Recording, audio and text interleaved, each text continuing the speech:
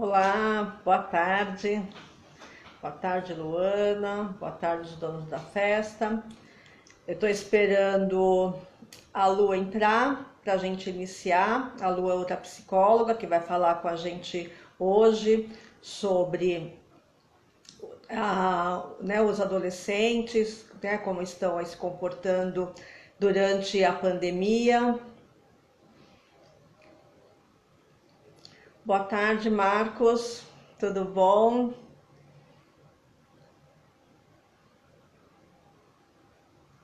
Então, só estou aguardando a Lu entrar para a gente iniciar e falar desse tema, né? Nesse momento aí tão delicado que estamos passando, que é a pandemia, o isolamento social e principalmente para essa turma, né? Que é a adolescência, que é Ô Lu, você tem que me mandar um convite para você entrar. Não é.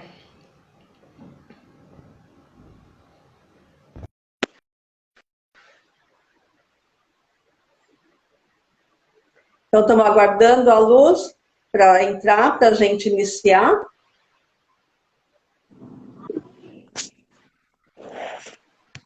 Olá, Lu, boa tarde. Oi, tudo bem, Renata? Boa tarde. Tudo bom? Boa tarde. Lu, então vamos iniciar essa nossa live de hoje, né? Que vamos falar sobre a adolescência, né? O comportamento aí da adolescência e a pandemia. Então, eu sou a Renata Bombini, sou psicóloga, especialista em saúde mental. Eu trabalho, né, com adolescente, com criança e com adulto. Neste momento de pandemia, né, Lu, de isolamento social, estamos atendendo somente no formato online. E então eu gostaria que você também se apresentasse, falasse um pouquinho do seu trabalho, para então a gente iniciar e falar sobre o nosso tema de hoje. Boa tarde. Eu sou a Lu Muniz Atem, eu sou psicóloga, sou psicanalista, faço doutorado em saúde pública na USP. Meu tema são os cuidados no pré e pós-parto, com mães e bebês. Eu atendo crianças, né, desde o nascimento, passando pela primeira infância, até a adolescência, atendo adultos também. No momento estou atendendo apenas online, né? E quero aí com a Renata hoje falar um pouco dos efeitos dessa pandemia para os adolescentes. Tá. Então, acho que é importante, né, Lu? Acho que um pouquinho a gente falar um pouquinho, então, sobre a adolescência, o que envolve aí um pouquinho a adolescência, e aí a gente vai falar um pouco né, da nossa experiência nesse momento, com os nossos casos clínicos, como que está, e aí, né, quem tiver participando, acho que pode perguntar, pode tirar dúvidas, pode participar aqui com a gente, né? Então, de acordo com a Organização Mundial da Saúde, a adolescência é aquela idade para eles, né? Para a Organização Mundial da Saúde, que vai entre os 10 aos 19 anos. Já, de acordo com o Estatuto da Criança e Adolescente, que rege aqui as leis, né, aqui no Brasil, vai dos 12 anos até aos 17 anos e 11 meses, né? Então, é uma fase confusa, caracterizada aí por incerteza, por modificações físicas, por modificações psicológicas, corporais, né? E mais exposições de ideias que vão contrárias, né, àquelas impostas pela sociedade e até mesmo pelos pais. Então, é um momento de muita confusão, porque se passa a ter ideias próprias, né, os adolescentes. Então, eles começam a confrontar, né, com os pais, só que ainda não se tem uma autonomia, né? Então, por um lado, o adolescente, ele começa a se colocar, só que por outro lado, ele ainda tem toda uma dependência, tanto ainda emocional, como uma dependência financeira dos pais. Então, gera aí, né, uma confusão toda generalizada. Tem os aspectos também de hormônio, então tem toda uma mudança hormonal, né? Na adolescência se inicia aí todo um aspecto sexual, então a gente inicia a sexualidade ali a partir da adolescência. Então, é nesse momento onde muita mudança vai acontecendo, né? Então, é nesse momento aí que as coisas vão mudando e é onde, né, onde as coisas se buscam. Então, começa a ter uma busca pela liberdade, né? Porque, assim, deixa de ser criança, então, quando se é criança, então tem todo aquele cuidado, né, dos pais ou de um cuidador, quem quer que seja, tem todo na escola, então tem todo aquele cuidado da escola, com quem que vai buscar, quem vai, autorização, para todo lugar tem alguém que acompanhe, e quando começa a entrar na adolescência, então já se começa a pleitear uma liberdade, já se quer fazer as coisas sozinho, o ir e vir começa a querer sozinho, fazer coisas em casa, começa a se ter responsabilidades. Então, aquele papel social, ele começa a se modificar, né? Então, para algumas coisas ainda é se tratado, né, entre aspas, como criança, porque aí tem uma cobrança, mas para outros, não. Né? Já começa a se ter uma cobrança maior, porque em termos, né, aspectos cognitivos, o entendimento ele é diferenciado, né? E tem aspectos cognitivos são diferenciados, por isso a cobrança, né? Então, então aí é onde começam assim, alguns conflitos. E, então, diante, acho que disso, né, acho que isso colocado, Lu, eu gostaria de, né, que você colocasse, né, assim, um pouco da sua experiência, o que você trouxe, né, o que você gostaria de expor sobre a sua experiência em relação aos atendimentos, né, com adolescente. Então, o que eu queria contar um pouquinho aqui para vocês hoje são algumas questões que eles vêm passando aí durante a quarentena, durante a pandemia, né? Algumas situações que surgiram, né? Situações que surgiram na quarentena, que tem relação com o que eles já viviam antes, mas que se agravaram de alguma forma na quarentena e que foram trazidas,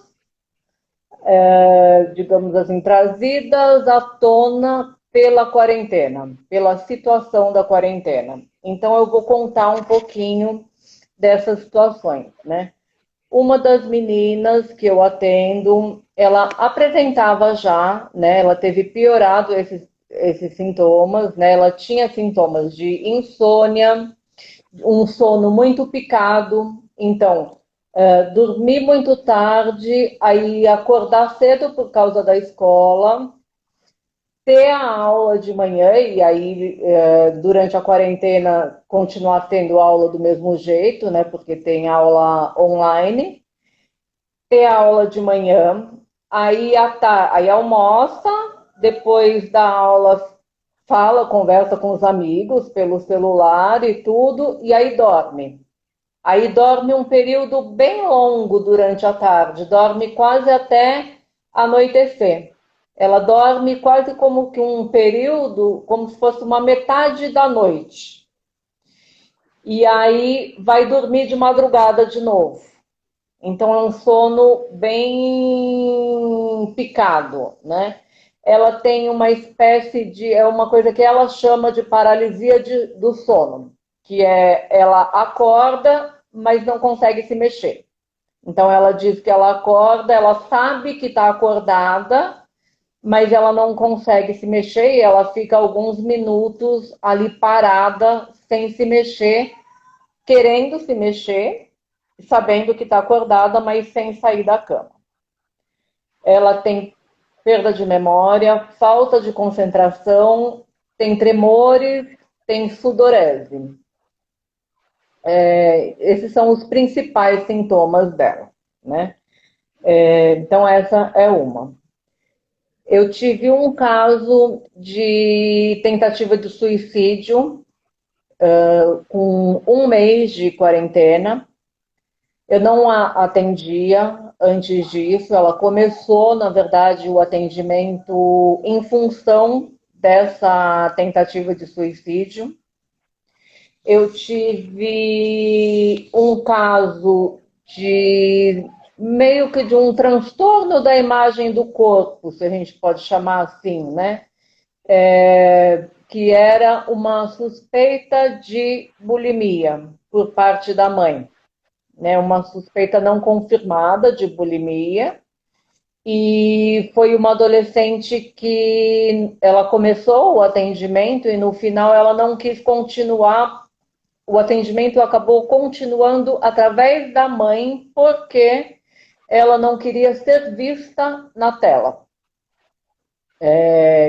Que é uma questão que tem a ver com a imagem do corpo dela, né?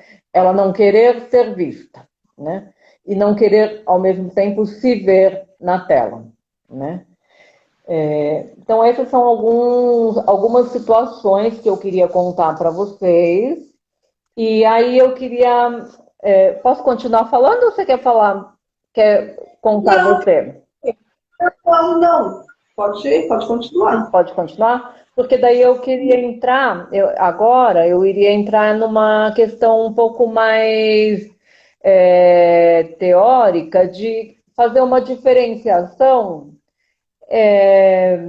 disso que a gente chama, né, que eles vêm, né, eles chegam no consultório, eles vêm com essa queixa de ansiedade, né? Então, Tá. eu estou com ansiedade, eu tenho muita ansiedade, a minha ansiedade aumentou, eu tenho um transtorno de ansiedade, né? Então, o que eu queria conversar um pouco com vocês é sobre o que é essa ansiedade, né? Do que se trata nessa ansiedade, né? O que é isso? E fazer uma diferenciação, tentar esmiuçar um pouco o que é ansiedade, o que é angústia, o que é medo, né? Tá. Acho que é de extrema importância, né, Lu? Porque, às vezes, existe uma confusão, né, sobre como se caracteriza esse sintoma na verdade, como se dá esse tratamento. Isso. Né? Então, é importante você colocar essa diferenciação, porque hoje tem muita, assim, essa nomenclatura, ela está muito natural, né? Tudo vai ser ansiedade, né? Então, qualquer sintoma, qualquer sintoma que sai daquilo que a gente tem como, né, como comum ou como natural, a gente já nomeia como ansiedade, e não necessariamente ansiedade, né? Tá uma nomenclatura extremamente naturalizada, a tendência, né, das famílias, a depender do sintoma, claro, né, da gravidade do sintoma, mas a tendência é pedir por uma medicação, então é ir diretamente à psiquiatria, né? É recorrer à psiquiatria. Essa garota que eu contei da tentativa de suicídio, claro que quando ela chegou, ela já tinha passado pela psiquiatria e já estava medicada, né? Então, nesse caso, sim. Nos outros casos, essa da bulimia, eu acho que ela já passou pela psiquiatria no ano passado, se não me engano, mas não está medicada. Mas tem sempre essa questão, né? De passar pelo psiquiatra, não passar pelo psiquiatra. E eu acho que tem que se tomar muito cuidado, né, com isso, né? O que eu queria discutir um pouco com vocês é como que essa confusão se formou, né? E o que exatamente é para a psicanálise e para a psiquiatria, ansiedade e angústia, né? Então, assim, existe o DSM, que é o Manual Diagnóstico, que é o manual da psiquiatria, né, por excelência. É o manual que rege todos os diagnósticos em psiquiatria até hoje, e ele vem sendo reformulado desde o início, se acrescentando a cada vez que sai uma nova edição, se acrescentam novos diagnósticos, né? Então, na verdade, se criam diagnósticos, né? E se acrescentam diagnósticos no DSM e, claro, se criam também medicações, né? Se medicaliza cada vez mais, né? A primeira versão do DSM, ela saiu em 1952, ela continha ainda um conceito da psicanálise, que era o conceito de neurose, ainda estava bem próximo da morte do Freud, que foi em 1939, né?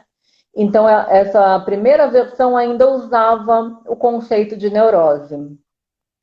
A segunda versão do DSM, que foi em 1968, já foi retirando a noção de neurose, já não usava mais, e nessa segunda versão, a noção de doença mental tinha a ver com níveis de desorganização psíquica. Então, graduações, né, de desorganização psíquica.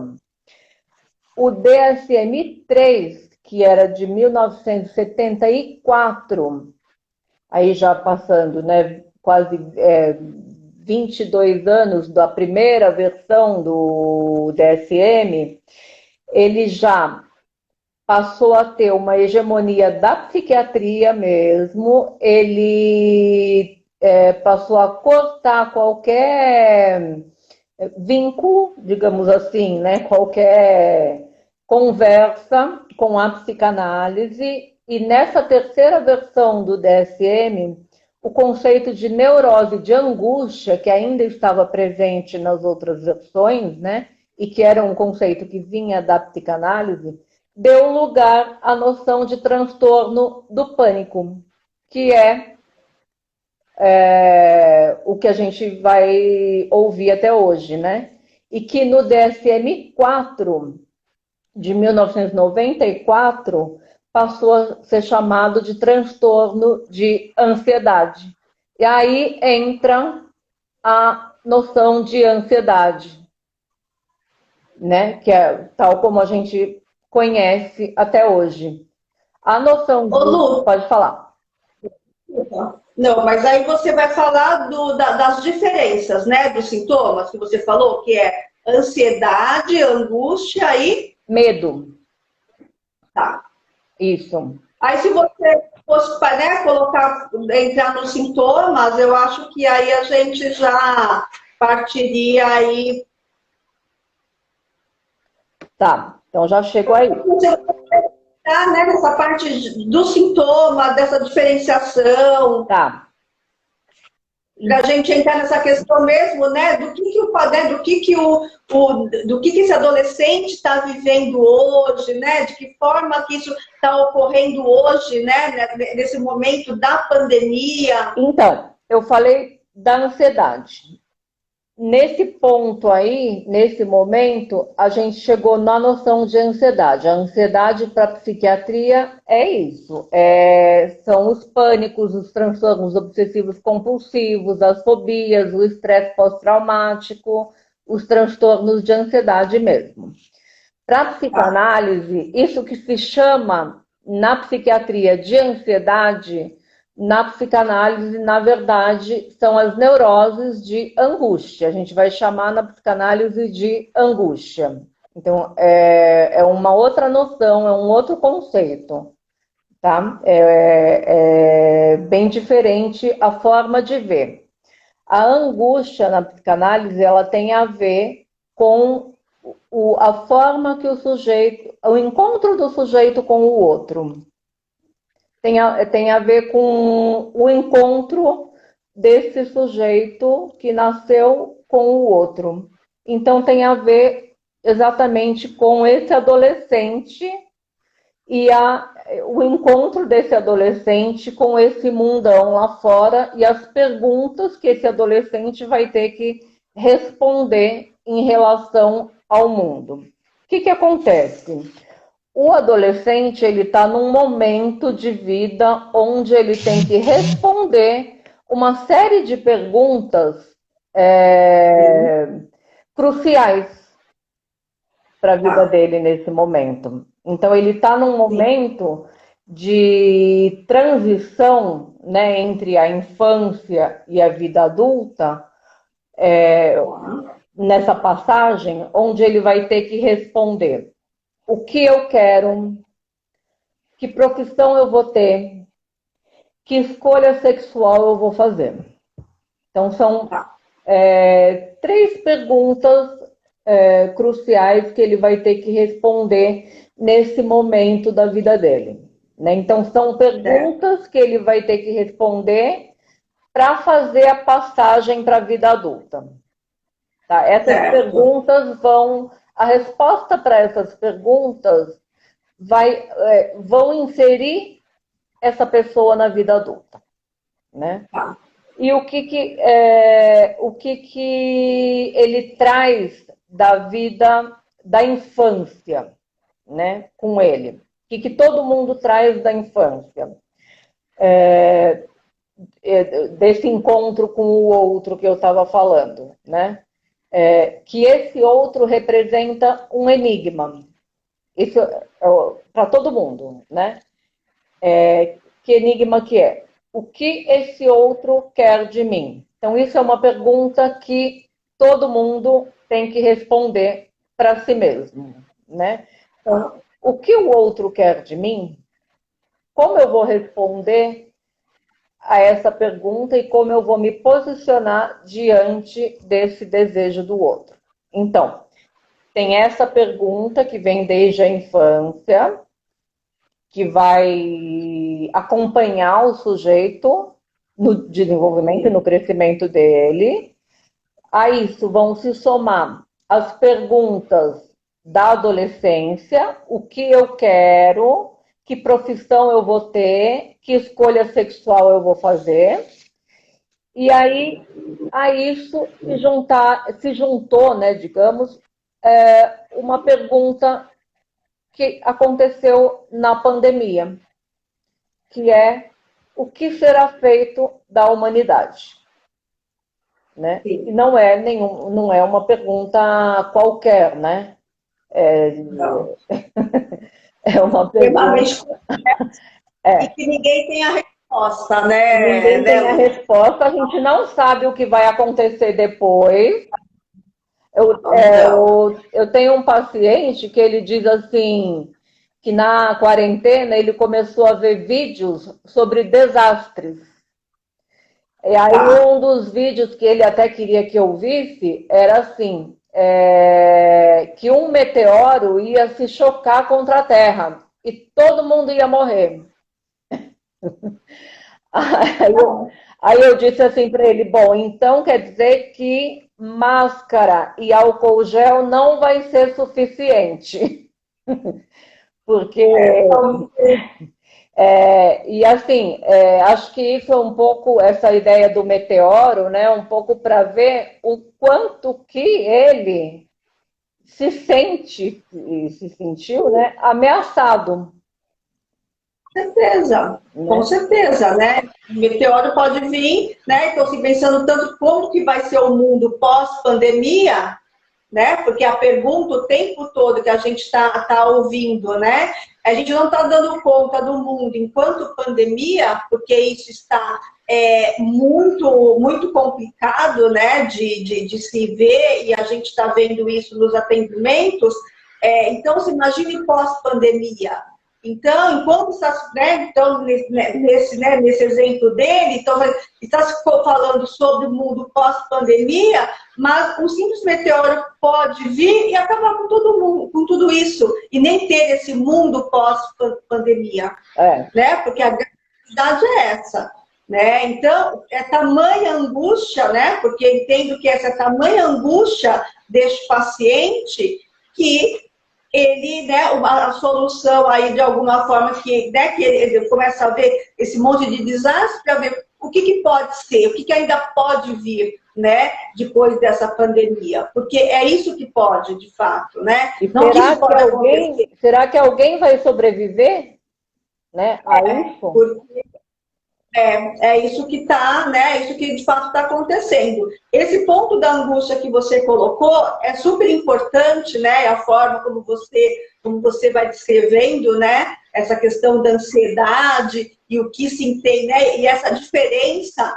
de ansiedade e e desses transtornos, né? Que estão correlacionados à ansiedade e essa diferenciação com a angústia. Por quê? Porque o tempo todo, né, na clínica, eu tenho ouvido de alguns pacientes essa palavra, angústia. E aí, quando você vai, né, tentando ali decifrar, mas o que é esse sentimento, né? O que você relaciona? E o adolescente, ele não consegue saber exatamente, né? O que é esse sentimento? Da onde que vem esse sentimento, né? E aí a gente precisa, e aí a gente, né, como terapeuta, vai, né? O nosso trabalho é esse, né? Tentar direcioná-lo e ajudá-lo a encontrar esse caminho, porque a gente precisa também, a gente está num processo que é o qual, para o adulto, está muito complicado. Imagine para um adolescente que está nesse processo que a gente colocou, de transição de uma fase, né, de infantil para o mundo adulto. Então, ele está no mundo de descobertas. E o mundo de descobertas, ele perde experiência, né? Porque para a gente descobrir, a gente tem que experienciar. Para experienciar, você tem que estar fora. E nesse momento, está todo mundo dentro, né? Então, a escola, o que eu tenho percebido muito, né? Estão fora da escola. Então, a escola está em casa, no formato remoto, mas é um formato remoto muito solitário. Porque se acessa ali, né? Porque eu trabalho com adolescentes de escola pública. Então, é um formato remoto onde não tem professor, né? Professor ali online. É professor que gravou, está ali. Então, os grupos sociais, né? Quem de fato está guardando a quarentena, não está tendo esse contato físico. Então, a rotina, ela está muito desregrada. Então, que nem você colocou essa parte do sono, né, da sua paciente, isso eu tenho percebido muito nos meus pacientes também.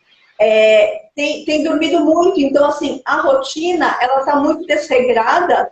E aí, eu entendo que é onde eu tenho conversado também com os pais, onde tem uma participação dos pais, mas não no sentido que a gente, que às vezes se coloca, de uma cobrança ou de você responsabilizar, mas de uma participação e de algo assim, de juntar de forças, né? Mas assim, de uma parceria. Por quê? Porque está todo mundo se sentindo muito sozinho. Então, é numa parceria que você vai conseguir com que aquele aluno, com que aquele adolescente, ele consiga minimamente entender que é necessário uma rotina, mesmo que ele não esteja, não tenha que levantar às 6, 7 da manhã para ir na escola. Mas é importante que ele estude remotamente em casa. É importante que ele faça refeições minimamente em determinado horário, porque isso tem tudo a ver com saúde mental. Né? E existem aí estudos que nessa questão, nesse momento que a gente está vendo a pandemia, a saúde mental ela está ficando muito debilitada e se a gente não tomar cuidado, isso vai se debilitar muito mais, porque o sono está relacionado tudo à saúde mental. Sono é saúde mental, né? A ansiedade, então, assim, os níveis de ansiedade estão relacionados à saúde mental, os níveis de angústia estão relacionados à saúde mental, os níveis de medo, que ainda você vai falar, né? Você não chegou nessa parte, estão relacionados à saúde mental. Então, nós somos seres psíquicos, né? Então, tudo que a gente vai conseguindo manter em equilíbrio é um equilíbrio de saúde, né? Então, e os pilares, né? Tem esses pilares que a gente está ligado principalmente o adolescente, que é a escola, é a família e são os grupos sociais, né? São os lugares principais onde o adolescente participa. E dois, eles estão fora no momento, são os grupos sociais e a escola. Então, o lugar onde ele está mais presente, quando eu digo presente fisicamente, é a casa. Mas, fisicamente, não significa que ele está em comunhão ali. E isso é importante a gente trabalhar, né? Eu tenho trabalhado muito isso com os pais, porque o físico não significa que psiquicamente está junto. E esse é um trabalho que a gente é importante a gente fazer, né? Com a família, com os pais, e não no sentido de cobrança, né? Eu sempre coloco muito isso, né? Porque a gente tem visto em redes sociais muito essa questão da culpa, né? Então, um culpa o professor, outro culpa o pai, outro culpa o aluno, sempre jogando, né, uma responsabilidade para alguém. Quando, na verdade, o nosso papel é de mediador, né? E o mediador, qual que é o papel do mediador? É uma questão de reconciliar. Então, não é colocar cada um num ponto, mas é juntar, né? É juntar, entender o que dá para se fazer todos juntos, né? Todo mundo junto, para ficar mais tranquilo para todas as partes, né? Então, eu tenho, dentro dos meus atendimentos, eu tenho percebido mais ou menos isso, né? E aí eu não sei o que você pensa, e aí você quer voltar para essa parte aí do medo. Eu queria só te perguntar uma coisa. O que você tem percebido mais, assim, é essa dificuldade com a rotina, é isso? Eu tenho percebido muito essa dificuldade com a rotina. Eu tenho trabalhado bastante esse ponto da rotina, porque como não se tem um horário de levantar para ir para a escola, eu tenho percebido que eles têm levantado muito tarde. Né? Então, como não tem uma aula, né, um horário de aula, então eles perdem aquele horário que deveria fazer aula. Ah, mas eu posso assistir depois. Ah, mas eu posso fazer o trabalho da escola depois. Porque mas daí pode assistir na hora que quer. Pode assistir na hora que quer. E aí tem os dias que tem que entregar o trabalho, né, na escola, então não tem essa rotina. E aí tem pais que estão trabalhando, então não estão ali em casa o dia inteiro. Então, assim, eu tenho percebido muito isso. Então, com alguns, eu tenho trabalhado muito essa questão da rotina. E, assim, desse ponto, do que traz um dos aspectos que essa transição traz, que é um pouco mais de responsabilidade, né? Porque essa transição também, quando você coloca ali o outro, né, o que o outro quer, que é algo difícil também, mas a transição da infância, que vai passar pela adolescência, que a gente vai chegar na fase adulta, um dos pontos de mudança é um aumento de responsabilidade, né? E autonomia. E aí o que eu percebo também é que quando foi dada, né? Não foi dada, né? Não foi dada por querer, pela mudança repentina. Quando esse formato mudou a rotina, eu percebi eles também meio perdidos. Então, sem autonomia. Então, assim, a autonomia foi dada e eu não sei o que eu faço com essa autonomia. Então, parece que precisa de alguém, né? Porque ainda eles não têm ainda essa formação. O que eu faço com esse meu tempo? Como que eu me organizo no tempo e no espaço sozinho? Então, precisa ainda de um direcionamento. Né? Isso não todos, claro, mas tem alguns também que os pais estão muito presentes, tem outros que os pais têm que trabalhar, e às vezes também os pais acreditam que eles já dão conta sozinhos. Então, precisa, né, desse trabalho de organização. E quando a gente fala organização, é uma organização física, né, espaço e mental. Você falou dessa questão do direcionamento, né? Eu lembrei que esse mesmo menino que falou do meteoro, ele mais recentemente, né, ele disse assim para mim, eu descobri que eu tenho muita lição para fazer. Eu falei assim, como você descobriu? Você não sabia, não? Aí ele falou, não, é hoje que a minha mãe me colocou isso.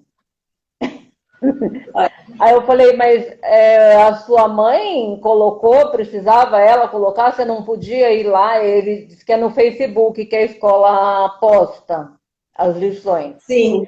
Aí ele falou, não, eu não sabia, minha mãe só veio me dizer hoje que é para eu fazer uma lição por dia. Mas ela só me falou hoje.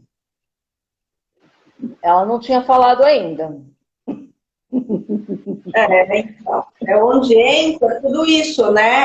Essa participação também dos pais, mas nesse sentido, como que você vai dando autonomia para esses adolescentes, né? Porque ali, a partir do 11, está ali na puberdade, mas já está indo, então já precisa, né? Já tem essa necessidade de começar a se dar autonomia e essa responsabilidade. E, né, a partir dos 12, eles, né, a participação é importante, mas o aluno, ele já, para ele pegar o caderno, para ele saber qual que é o horário, ele precisa de alguns ajuda, sim, a tecnologia, eles ainda não sabem, né? Tem uns que não detêm ainda alguns aspectos da tecnologia. Então é importante, até por isso, que se mudou o formato, né? Antes era o formato de você ir até a escola e hoje é o formato de você estar na frente de um computador. Então, essa mudança de rotina, essa mudança do formato, a gente precisa de uma adaptação. E isso eu entendo que você precisa de alguém para te amparar, para te dar esse, né, sozinho, eu entendo que não é algo simples, né? Porque sim, a gente que é adulto, né, estava ali no formato também tudo pessoal, né, tudo, e de repente teve que vir para esse formato remoto, e a princípio é algo que te assusta, de alguma forma. Mas que você tenha todas as ferramentas, você saiba lidar, você já tenha trabalhado de alguma forma, mas é algo novo, né? Então, é algo que assusta. Mas assim, então, é o momento que a gente fala assim, é o momento de estar junto, né? Então, não dá para simplesmente deixar, né? Agora, sim, né?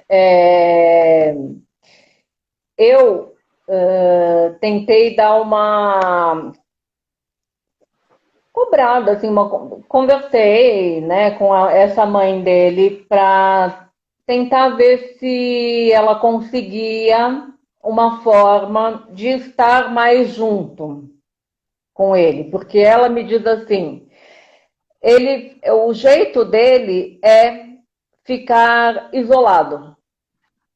Ele fica lá no quarto, entendeu? Ele fica lá, ele fica sozinho, ele fica no celular, ele não fica com a gente, porque daí ele fez um desenho para mim que era assim. Isso foi mais no começo da quarentena.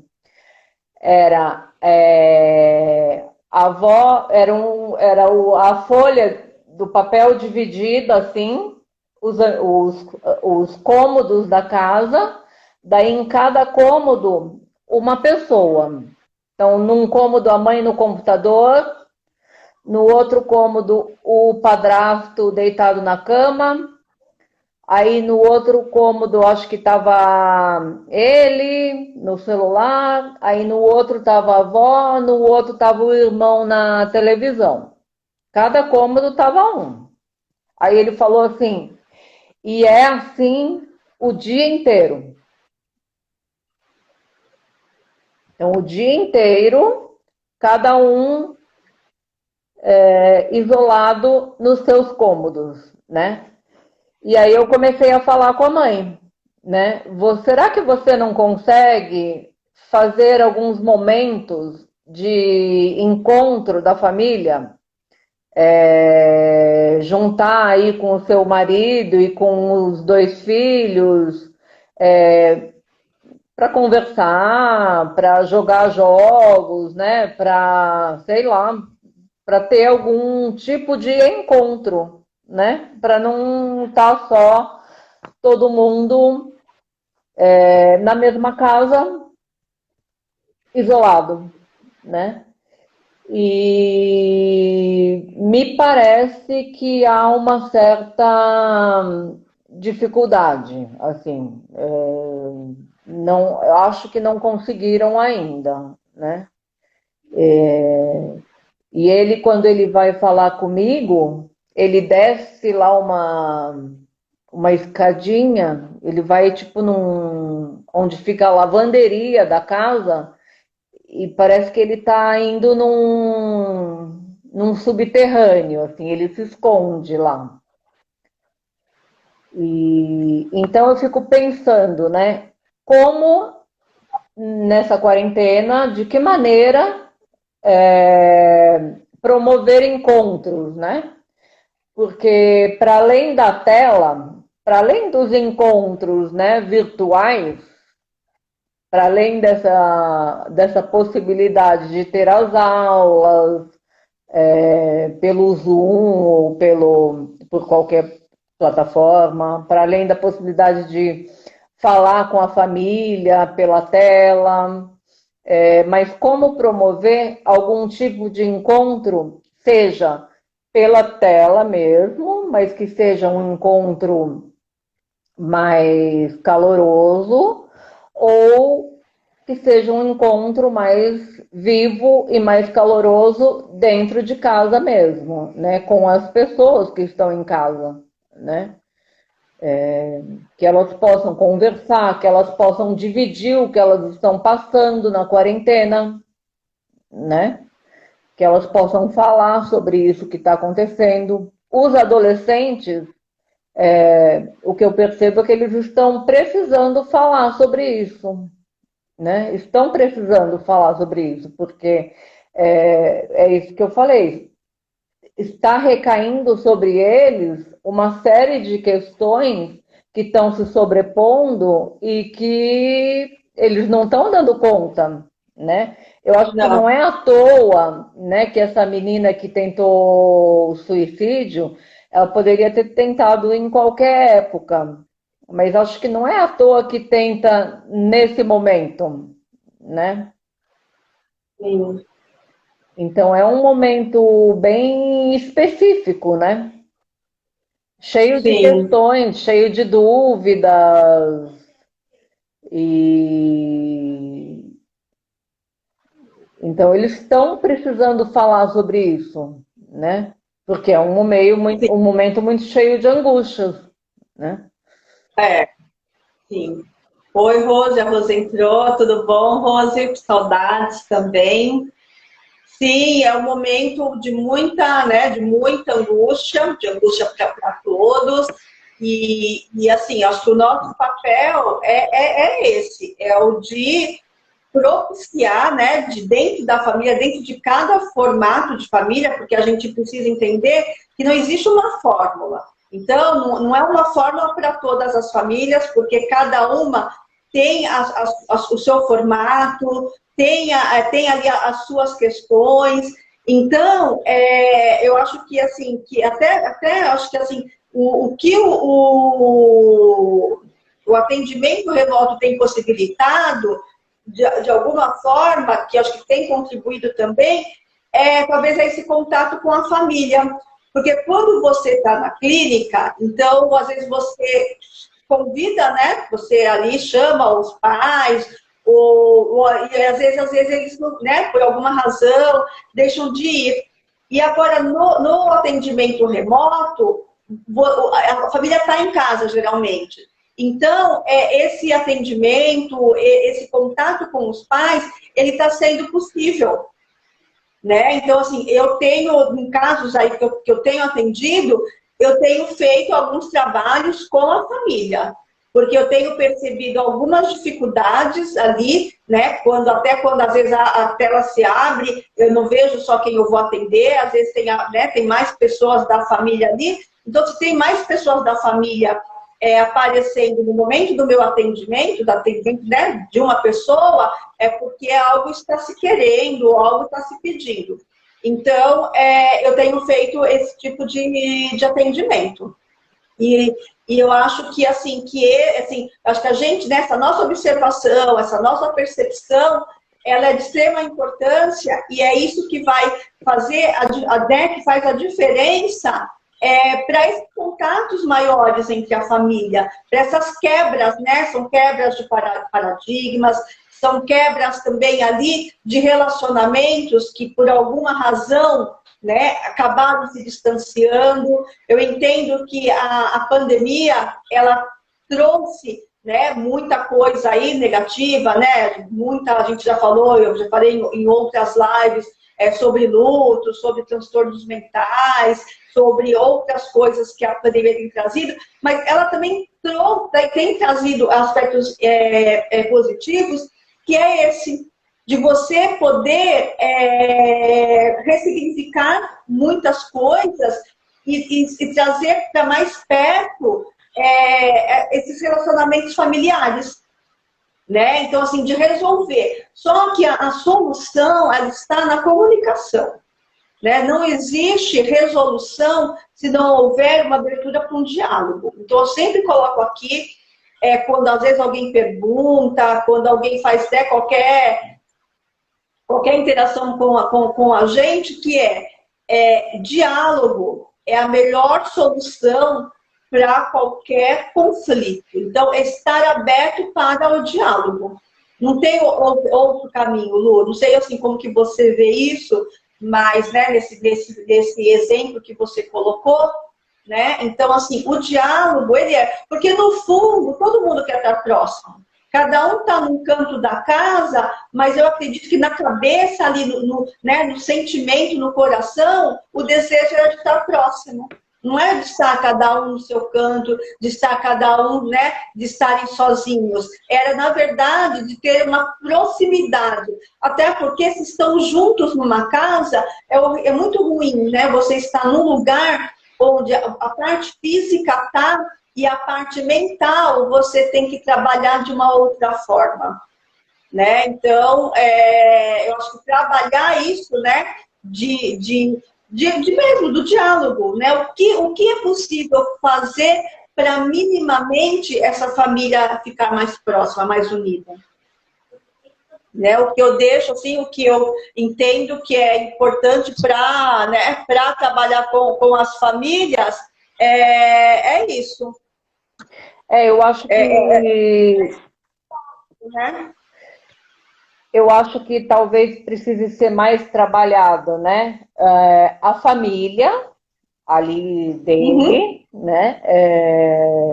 a mãe, a avó, o pai, que até o momento foi trabalhado mais com ele, né, realmente.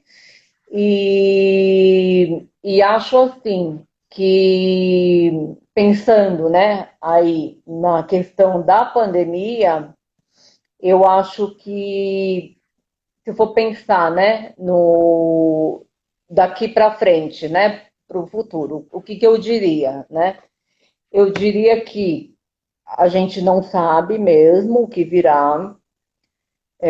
Eu acho que o atendimento dos adolescentes, o que ele tem proporcionado é uma elaboração sobre esse não saber, né? Sobre é, esse real não saber, né? Eu de fato não sei como vai ser depois, né? Essa primeira paciente, que foi a que eu falei lá no início, a que tem todos aqueles sintomas lá de insônia, paralisia do sono, os tremores, a falta de memória, a falta de concentração, ela passou a maior parte da quarentena com um agravamento desses sintomas, então ela teve bastante crises de choro, teve várias crises de choro, teve piora da qualidade da relação dela com os pais, é, ela tem um espaço, né, para ela na casa muito pequeno, ela dorme no mesmo quarto que os pais, então é bem complicado. E ela fez aniversário na quarentena. E aí, antes de chegar o aniversário, ela começou a ter mais ansiedade, porque dizia que ia fazer aniversário e ia ser muito ruim, porque estava em quarentena. E não podia um aniversário em quarentena ser bom, né? Aí chegou o aniversário e ela me mandou uma mensagem muito surpresa, dizendo que, olha, foi o melhor aniversário que eu já tive. Eu recebi vídeo, eu recebi um monte de mensagens, eu recebi cartas das minhas amigas, eu recebi um monte de coisas. Então, assim, foram várias formas de demonstração de afeto que foram feitas entre os adolescentes, né? Formas que eles descobriram de demonstrar o afeto da forma que deu, né? Ali, da forma que foi possível, estando em quarentena, estando em isolamento, mas demonstrando esse afeto, né? E ela disse que passou um aniversário muito bom, que ela ficou muito feliz e que elevou muito a autoestima dela. E tá ótimo. Lu, o nosso tempo tá acabando. Sim. Então, não sei se tem mais, só para finalizar, se tem mais algum pontinho que você queria colocar, mais um minutinho, só para a gente finalizar. Quanto tempo tem? Um minuto. Um minuto? Então, queria dizer Finalizar. que eu adorei. Foi muito bom estar aqui com vocês. Espero ter uma próxima. Tá. Lu, obrigada. Obrigada para quem participou. Um beijo e até uma próxima também. Espero que, né, possamos aí fazer outras lives e poder contribuir de alguma forma. E, né, e acho que é isso, né? Se a pandemia ela vai passar, esse momento vai passar e a gente sempre espera que passe da melhor maneira possível. Um beijo, Rose. Obrigada aí pela participação, a Bruna, Marcos e outras pessoas que estiveram presentes, Luana, a Bianca, e aí até uma próxima. Um beijo. Tchau, tchau.